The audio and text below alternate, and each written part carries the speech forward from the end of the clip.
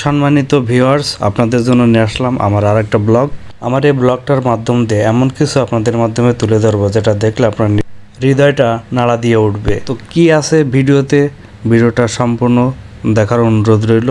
ভিডিওটা সম্পূর্ণ দেখলে বুঝতে পারবেন আমি কি দেখার কথা আপনাদেরকে বলছি।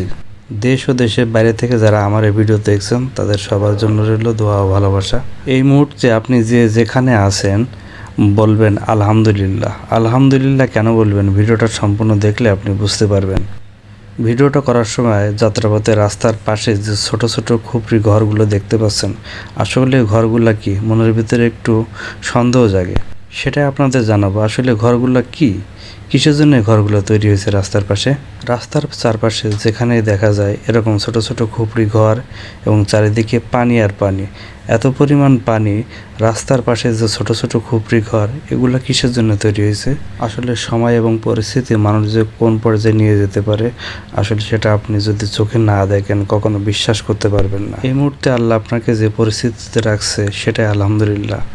যে ছোট ছোট খুপড়ি ঘরগুলো দেখতে পাচ্ছেন, বন্যার পানিতে যখন চারিদিকে তলিয়ে গেছে, কত মানুষের শখের ঘরটা ভেঙে গেছে, কত মানুষের ফসল নষ্ট হয়েছে, কিন্তু লাস্ট পর্যায়ে সবার ঠাঁই হয়েছে উঁচু জায়গায় রাস্তার পাশে। ভেবে দেখুন তো এই মানুষগুলোর অবস্থান এখন কোথায়।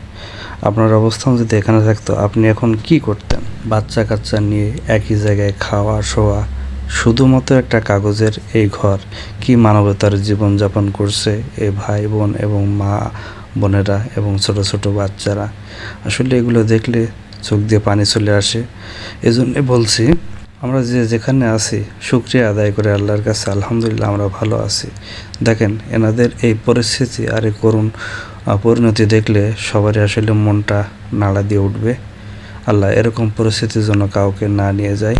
সবাই এনাদের জন্য দোয়া করবেন, আল্লাহ যেন এই কঠিন পরিস্থিতি মোকাবিলা করার তৌফিক তাদেরকে দেয়।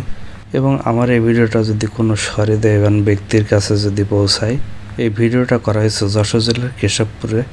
স্থানীয় কোনো কর্তৃপক্ষের নজরে যদি আসে, যদি পারেন এই কঠিন পরিস্থিতিতে তাদেরকে একটু সহযোগিতা করবেন, আল্লাহ আপনার ভালো করবে।